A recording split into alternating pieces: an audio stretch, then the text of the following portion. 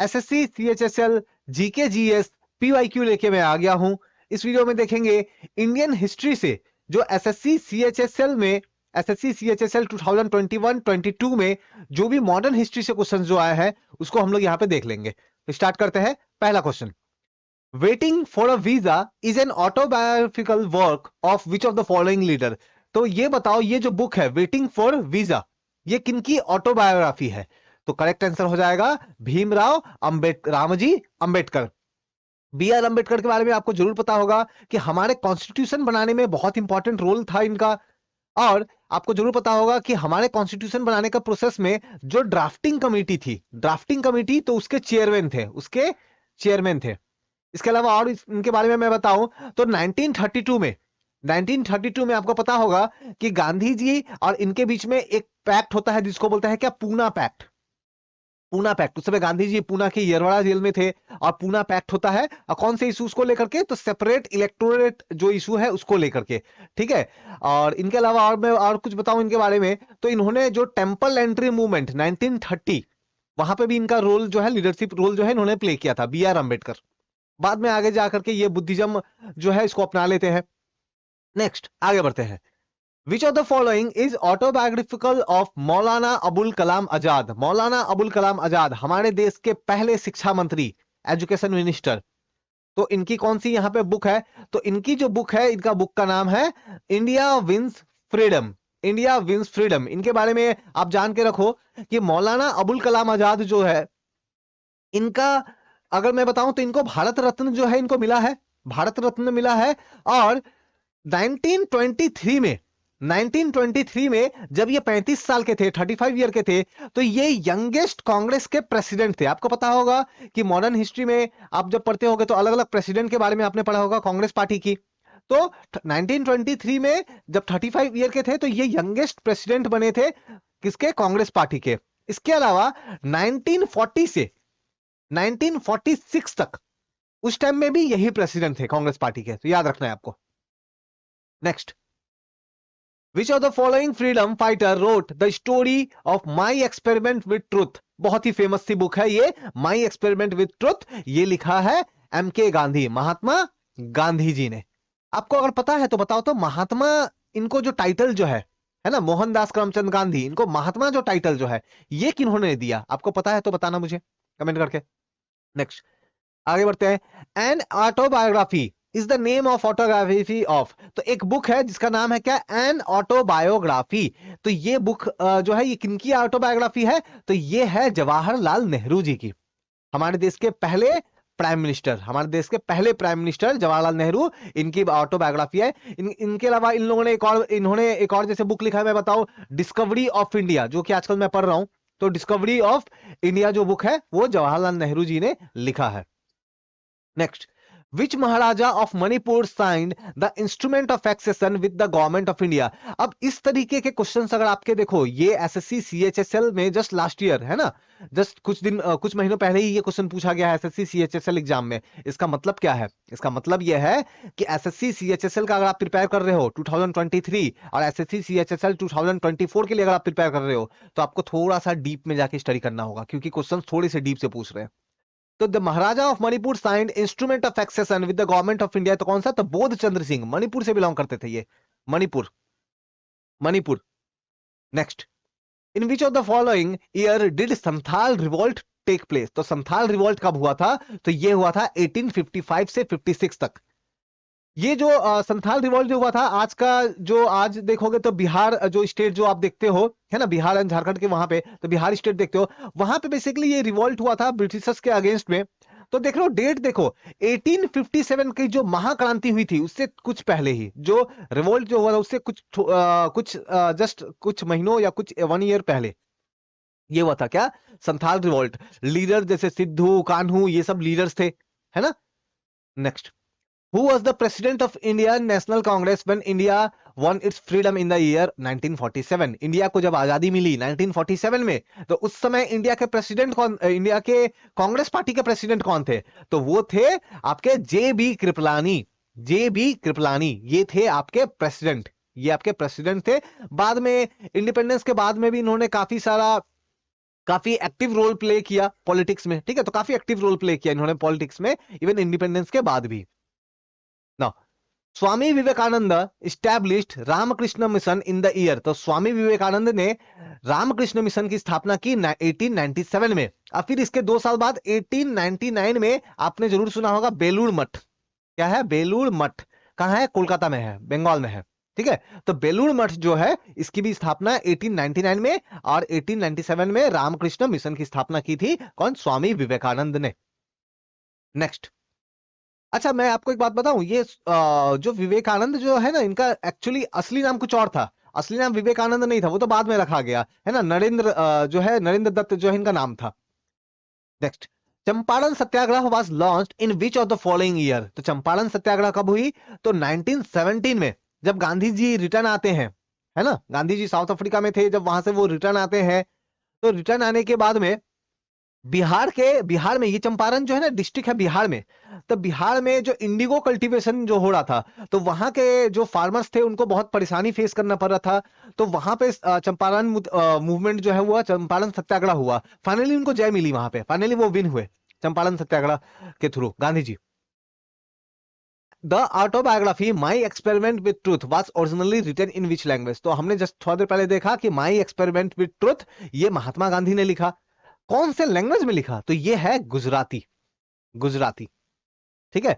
तो देखो generally student को इतना तो याद होता है कि चलो माय एक्सपेरिमेंट विद ट्रुथ जो है ये महात्मा गांधी जी ने लिखा, बट लैंग्वेज नहीं। तो वही दैट्स व्हाई मैं बोल रहा हूं कि अगर आप SSC CHSL 2023 and SSC CHSL 2022 या फिर 24 के लिए प्रिपेयर कर रहे हो, तो आपको थोड़ा डिटेल में पढ़ना होगा। एसएससी सीएचएसएल में क्वेश्चन अब थोड़े से डिटेल में आ रहे हैं, बाद में मैं अभी तो जैसे हम लोग इंडियन हिस्ट्री के ये क्वेश्चंस देख रहे हैं ना जो एसएससी में पूछे गए हैं, मैं ज्योग्राफी के भी क्वेश्चंस लाऊंगा, पॉलिटिकल क्वेश्चंस लेके आऊंगा, उनके अलग अलग वीडियोस लेके आऊंगा, तो वहां पे आप देखोगे क्वेश्चन थोड़ा सा डिटेल में पूछा जा रहा है। Next, the battle of Bedara was fought between the British army and Dutch army in, तो ब्रिटिश आर्मी और डच आर्मी के बीच में जो बैटल ऑफ बेदारा जो हुई थी, तो ये कब हुई थी? 1759 में, 1759 में हुई थी ये, ठीक है। Next, in which of the following year did the Indian National Congress make the demand for constituent assembly, तो constituent assembly जहां पे कॉन्स्टिट्यूशन को बनाया जाएगा, तो ये कॉन्स्टिट्यूंट असेंबली का डिमांड कब हुआ था? तो इसका डिमांड 1934, देखो इसमें थोड़ा सा मैं अगर एग्जैक्ट बताऊं ना तो 1935 हो सकता है, ऑल्दो यहाँ पे ऑप्शन ऐसा नहीं है, ठीक है, तो इसलिए 1934। ये कॉन्स्टिट्यूएंट असेंबली का डिमांड को लेकर के एक पर्सन जिन्होंने स्टार्टिंग में बहुत इंपॉर्टेंट रोल प्ले किया वो है M N Roy. M N Roy ये वही पर्सन है जिन्होंने इंडिया में कम्युनिस्ट पार्टी जो है उसके इस्टेब्लिशमेंट को लेकर के वर्क किया, वहां पे अपना इंपॉर्टेंट रोल प्ले किया एम एन रॉय, और इन्होंने कॉन्स्टिट्यूएंट असेंबली का भी डिमांड किया था, तो 1934 में इन्होंने। फिर उसके बाद में 35 में कांग्रेस भी डिमांड करती है, और आगे जाके सी राजगोपालाचारी जो है वो भी यहाँ पे काफी इंपॉर्टेंट रोल प्ले करते हैं आपके कॉन्स्टिट्यूएंट असेंबली को लेकर के, ठीक है ना।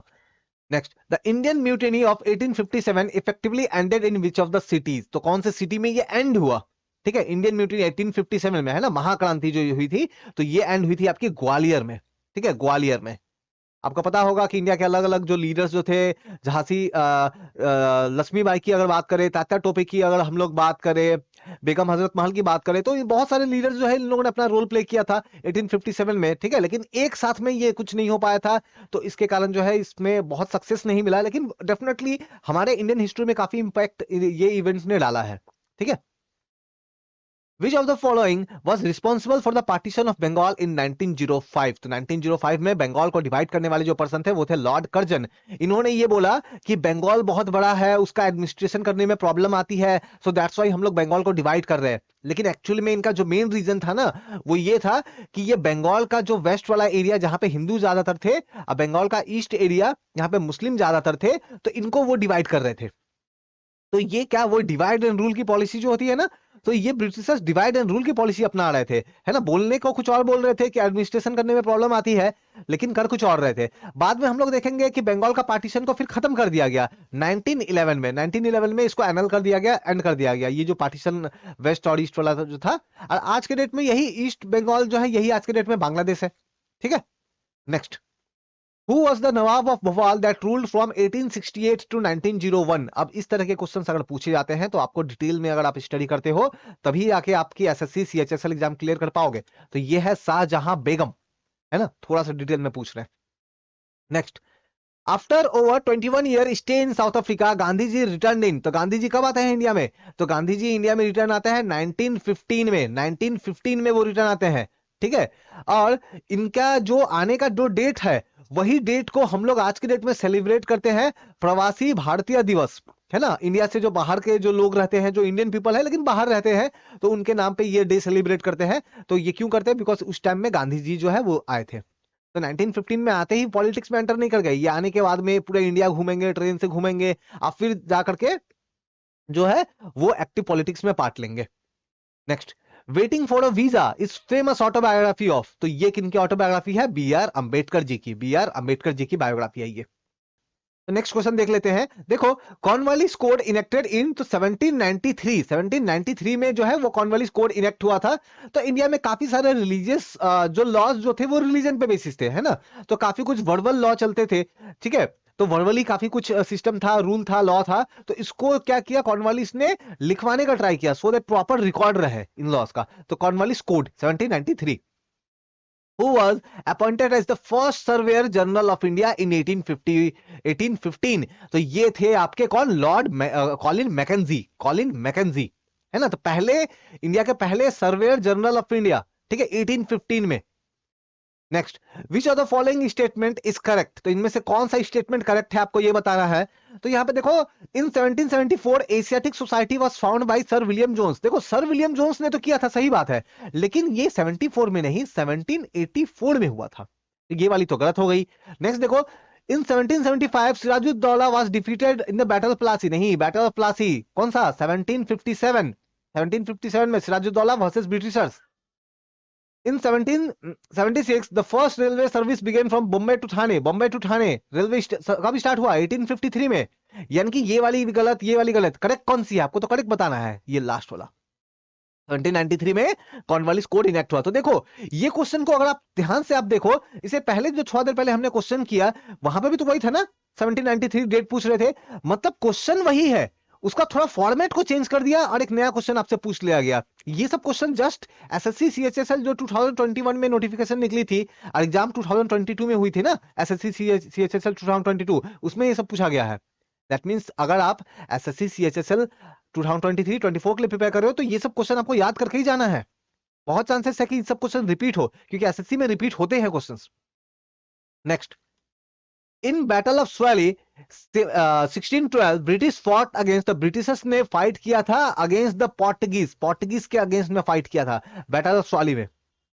Next, who among the following presided over the special session of the Congress September 1923। तो सितंबर 1923 में कांग्रेस का जो सेशन हुआ था, उसमें प्रेसिडेंट कौन थे, जो कि उस समय 35 एज के थे? मैंने पहला या दूसरा क्वेश्चन में बताया ना, कौन? मौलाना अबुल कलाम आजाद, यंगेस्ट पर्सन थे उस समय जो कि कांग्रेस के प्रेसिडेंट बने थे। तो मौलाना अबुल कलाम आजाद हमारे देश के पहले कौन? हमारे देश के पहले education minister. Who was the Governor General of Bengal when the permanent settlement was introduced in 1793? थोड़ा देर पहले हमने देखा था क्या कि 1793 में कॉर्नवालिस का वो लॉ इनेक्ट हुआ था ना, कॉर्नवालिस कोड इनेक्ट हुआ था। अब फिर से 1793 का पूछ रहे हैं कि गवर्नर जनरल बंगाल में कौन था, तो ऑफ कोर्स कॉर्नवालिस था। देखो, यही तरीका है ना। आपको प्रीवियस ईयर के क्वेश्चंस जो है वो इसीलिए करके जाने हैं क्योंकि क्वेश्चंस किस तरीके से पूछ रहे हैं, है ना, तो आपको ये आइडिया मिल पाएगा। नेक्स्ट आप देख लो, who among the following was popularly known as Gurudev. तो गुरुदेव किनको बुलाते हैं? For his expertise in binding together element of Indian classical music and folk pieces, है ना। तो गुरुदेव बेसिकली किनको बुलाते थे? तो गुरुदेव बुलाते थे किनको, या बुलाते हैं, ठीक है, इनको जानते हैं, रविंद्रनाथ टैगोर जी को। महात्मा गांधी इनको गुरुदेव बोलते थे। महात्मा गांधी इनको गुरुदेव बोलते थे, और रविंद्रनाथ टैगोर जो है वो गांधी जी को महात्मा बोलते थे, ठीक है। Next, who was the best known for the hosting Indian National Congress flag at Gwalior Tank Maidan in Bombay during Quit India Movement? Quit India Movement, Bharat छोड़ो आंदोलन 1942 का, है ना, अगस्त के महीने में। तो इस समय जब हुआ तो इंडिया के फ्लैग को होस्ट किया गया था, लहराया गया था, फहराया गया था। तो किन्होंने किया था ये? अरुणा असफ अली। अरुणा असफ अली, इनके बारे में और मैं बताऊं तो अरुणा असफ अली के बारे में, जैसे आपको पता है कि 1930 में 1930 में जब सिविल डिसोबीडियंस मूवमेंट जब चल रहा था तब बहुत सारे लीडर्स को अरेस्ट कर लिया गया था, लेकिन 1931 में फिर क्या हुआ, 1931 में गांधी इरविन पैक्ट हुआ। तो गांधी इरविन पैक्ट में क्या हुआ कि गांधी जी को बोला गया कि आप जो है वो सेकंड राउंड टेबल कॉन्फ्रेंस जो होती है उसमें आप पार्टिसिपेट करो, और जो भी पॉलिटिकल प्रिजनर्स हैं उनको हम लोग छोड़ देंगे। तो गांधी जी ने बेसिकली कांग्रेस को रिप्रेजेंट कर रहे थे, इंडिया को रिप्रेजेंट कर रहे थे, तो उन्होंने सेकंड जो राउंड टेबल कॉन्फ्रेंस थी 1931 में हुआ था वहां पार्टिसिपेट किया। अब पॉलिटिकल प्रिजनर्स को छोड़ दिया गया था, लेकिन जिन लोगों को छोड़ा गया था, जो भी पॉलिटिकल प्रिजनर्स जो थे, उनमें से अरुणा असफ अली को नहीं छोड़ा गया था। बाद में जाकर ये एक्टिव पॉलिटिक्स में भी आती है, बाद में जाके ये इंडिपेंडेंस के बाद में ये दिल्ली की मेयर भी बनती है अरुणा असफ अली। ठीक है, next, who introduce the doctrine of lapse? Doctrine of lapse किसने इंट्रोड्यूस किया? तो लॉर्ड आपके डलहौजी ने किया था। तो Lord Dalhousie. Doctrine of lapse क्या है? मान लो कोई एक किंगडम है, उसमें कोई किंग है, ठीक है, उसमें कोई किंग है। अब किंग ये नहीं रहेगा तो इसके बाद नेक्स्ट किंग कौन बनेगा? इसका मान लो बेटा बनेगा। लेकिन मान लो इसका अगर कोई बच्चा है ही नहीं, इसके चाइल्ड है ही नहीं, इसके बच्चे है ही नहीं, तो फिर इस किंग का, ये किंगडम का नया किंग कौन बनेगा? मान लो किंग जब मर जाएगा, किंग की जब डेथ हो जाएगी, तो उसके बाद उसके तो चाइल्ड नहीं है, तो नेक्स्ट किंग कौन बनेगा? तो ये एक पॉलिसी लाया गया था कि ऐसे किंगडम जहां पे कोई चाइल्ड नहीं है, जो कोई प्रॉपर तरीके से लीगल हेयर नहीं है, तो वैसे केस में वो किंगडम जो है वो ब्रिटिशर्स को मिल जाएगा। तो इसी को डॉक्ट्राइन ऑफ लैप्स बोलते हैं। ठीक है, Lord Dalhousie. Next, who wrote? अच्छा, तो ये क्वेश्चन रिपीट हुई है ना, माय एक्सपेरिमेंट विद ट्रुथ। फिर भी मैंने ये क्वेश्चन को यहाँ पे रखा है, रीजन क्या है ये बताने के लिए कि सेम ईयर में, जैसे एग्जांपल के लिए मैं बता दूं, मान लो एसएससी सीएचएसएल, मान लो एसएससी सीएचएसएल 2023 आप एग्जाम दे रहे हो फॉर एग्जांपल। ठीक है, एग्जाम आप दे रहे हो और आपका एग्जाम से पहले मान लो 15 दिन और एग्जाम हो गया है, 15 और दिन एग्जाम हो गए हैं, फिर आपका एग्जाम है। तो आपसे पहले वाले शिफ्ट में जितने भी क्वेश्चंस करवाए गए हैं ना, उसको बेटर है प्रिपेयर करके जाओ, क्योंकि मैंने देखा है कि पहले वाले शिफ्ट में जो क्वेश्चन पूछे गए हैं उसको बाद में रिपीट किया गया है। तो ये भी इसलिए यहाँ पे है, मैंने ये दिखाने के लिए रखा है क्योंकि क्वेश्चन रिपीट हो रहा है। माई experiment with truth Mahatma Gandhi ji ने लिखा था। Next, When was Quit India movement started? Quit India movement 1942, अगस्त 1942, है ना? जब वर्ल्ड वॉर चल रहा था, जब वर्ल्ड वॉर 2 जब चल रही थी, तो उस समय क्योंकि ब्रिटिशर्स ने, उस समय इंडिया जो थी वो तो ब्रिटिशर्स की कॉलोनी थी, और जापान जो है वो अटैक करने वाला था, वो अटैक कर रहा था बेसिकली एशियन कंट्रीज पे। क्यों? क्योंकि जापान एक्चुअली में अटैक कर रहा था ब्रिटिशर्स को। तो जापान इंडिया पे भी अटैक करता। क्यों इंडिया पे अटैक करता?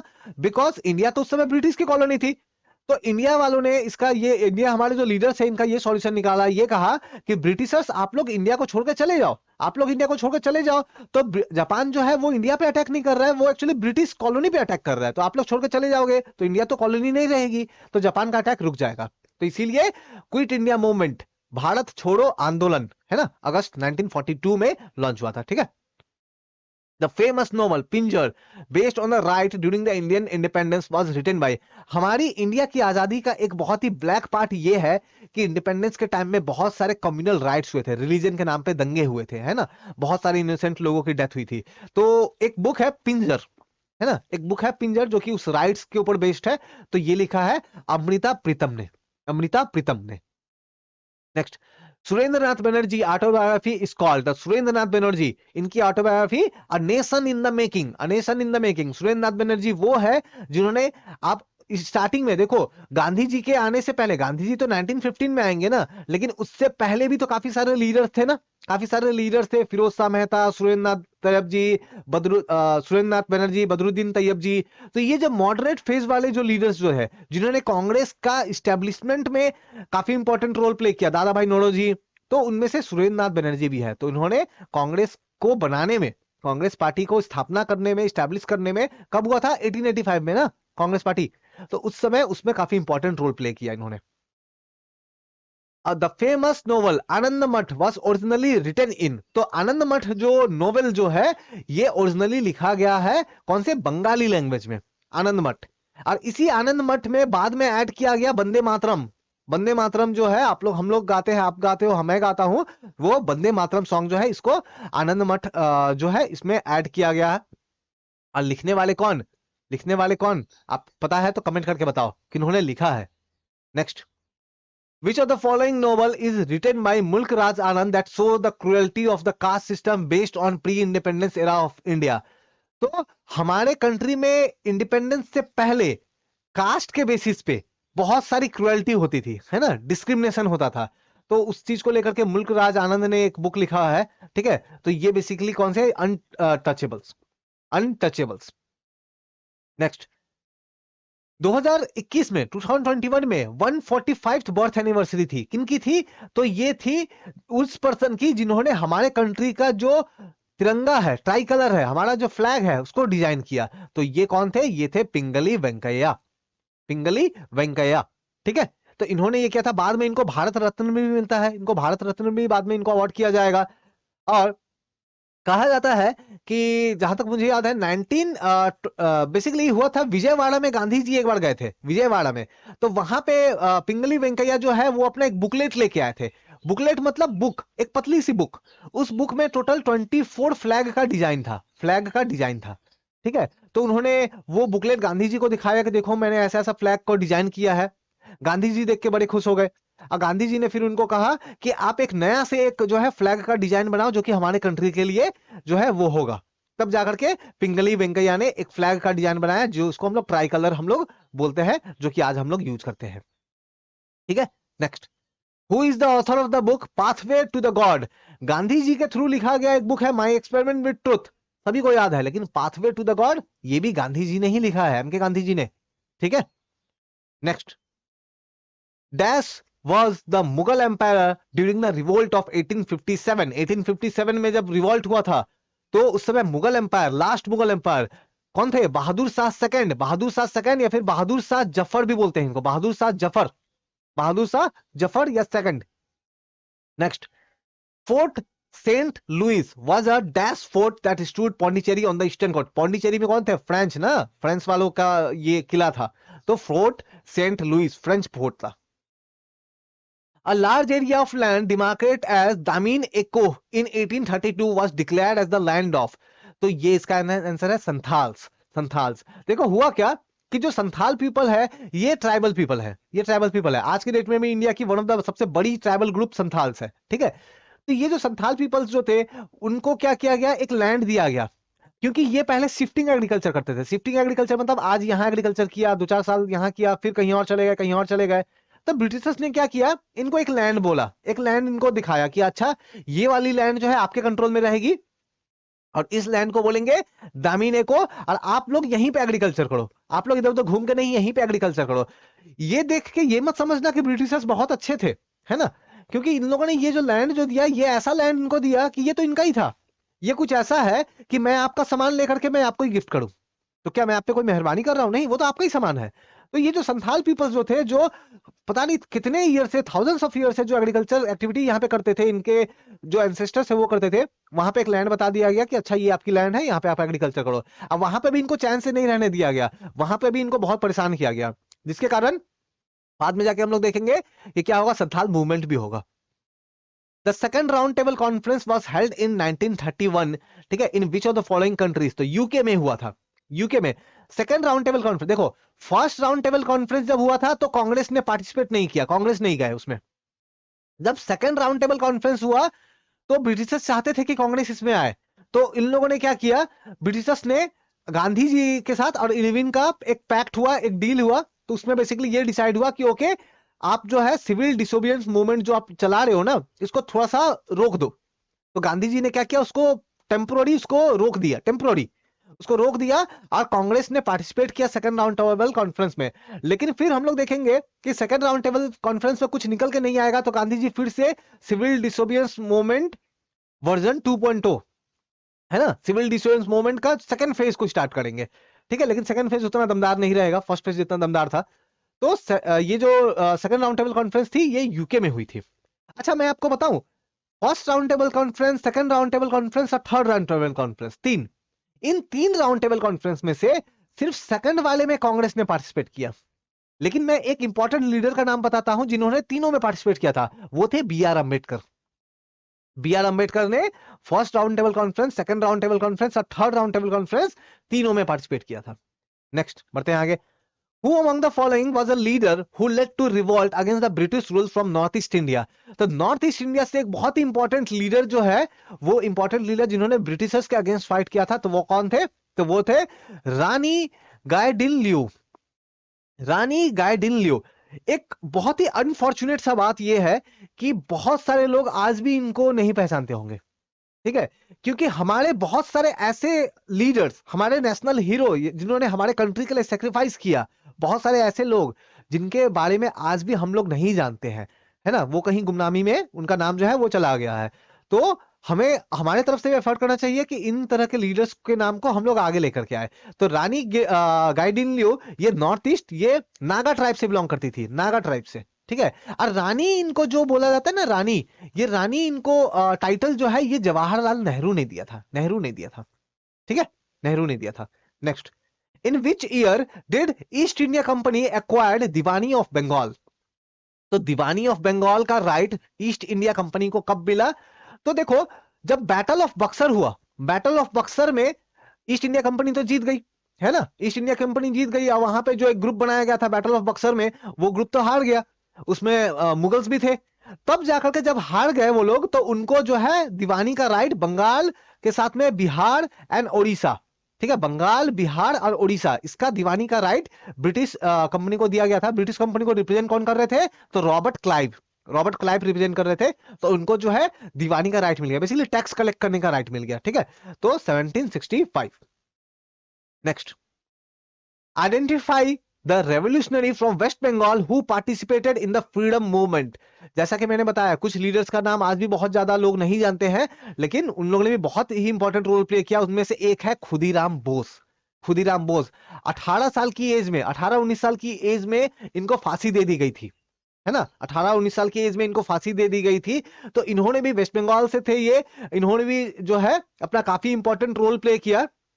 ये इन्होंने बेसिकली एक ब्रिटिशर्स के ऊपर में जो है वो अटैक किया था, बॉम्ब से अटैक किया था, ठीक है, बॉम्ब से अटैक किया था, क्योंकि ब्रिटिशर्स जो है काफी सारा अत्याचार कर रहे थे इन सब चीजों को लेकर के। तब बाद में इनको फांसी दे दिया गया था खुदीराम बोस को। सोचो आप, जस्ट 18 to 19 ईयर ओल्ड के थे ये।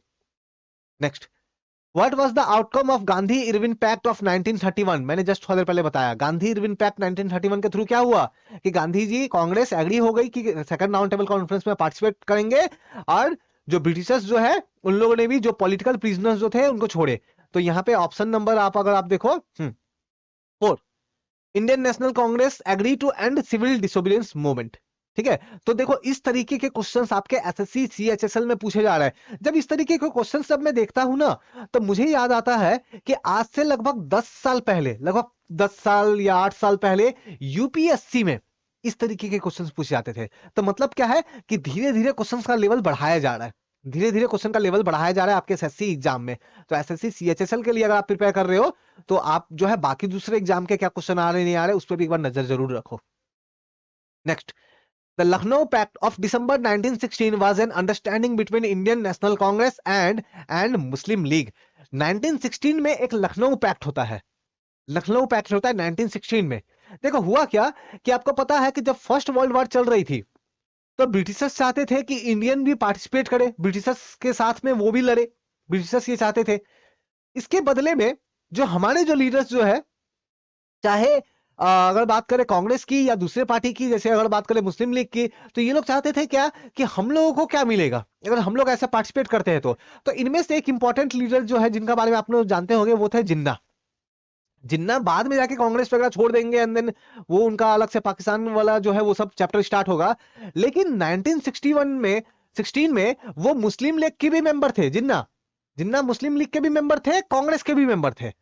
तो बेसिकली इन्होंने काफी इंपॉर्टेंट रोल प्ले किया इस लखनऊ पैक्ट में, जिसमें ये डिसाइड हुआ कि जो भी हिंदू है, मुस्लिम है, जो भी, ये सभी मिल करके कॉमन डिमांड करेंगे। ये मिल करके कॉमन डिमांड करेंगे किनसे? ब्रिटिशर्स से। ब्रिटिशर्स से कॉमन डिमांड करेंगे कि आप लोग जो है क्या करो, आप लोग हमें राइट्स दो, है ना, हम लोग अगर आपके जो वर्ल्ड वॉर में पार्टिसिपेट करते हैं आपके तरफ से, तो हमें क्या मिलेगा, तो हमें राइट्स दो। तो ये कॉमन डिमांड था। ऑल्दो मैं एक चीज मैं बता दूं, ये लखनऊ पैक्ट का एक बहुत ही, आप बोल सकते हो, एक साइड ये भी है कि इस पैक्ट में ही कांग्रेस एग्री हो गई सेपरेट इलेक्टोरेट्स को लेकर के।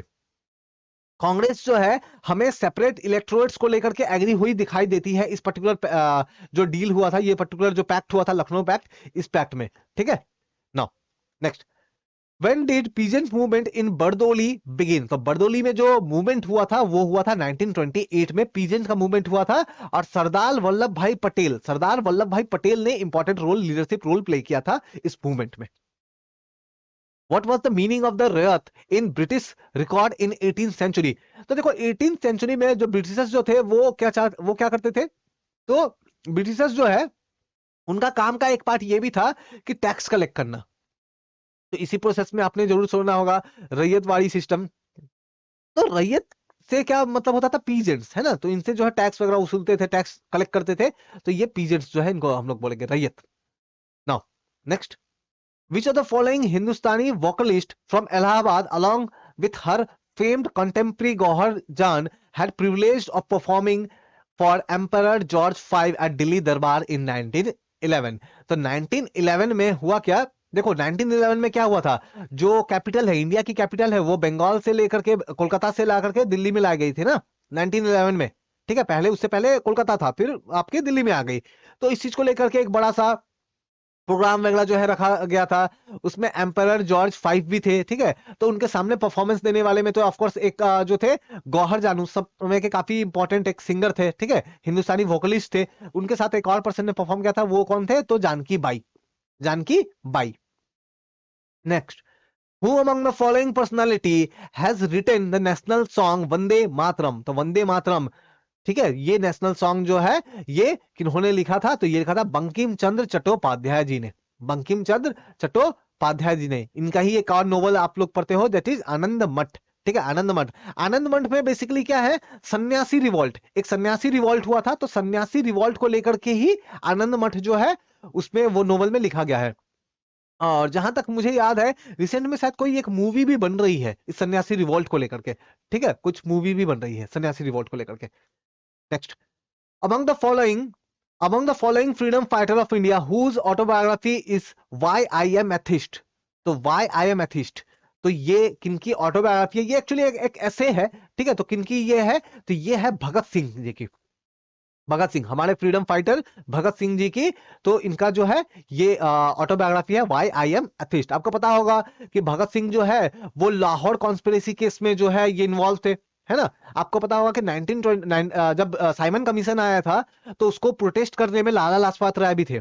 लाला लाजपत राय जो है वो भी प्रोटेस्ट कर रहे थे साइमन कमीशन जब लाहौर में जब आया।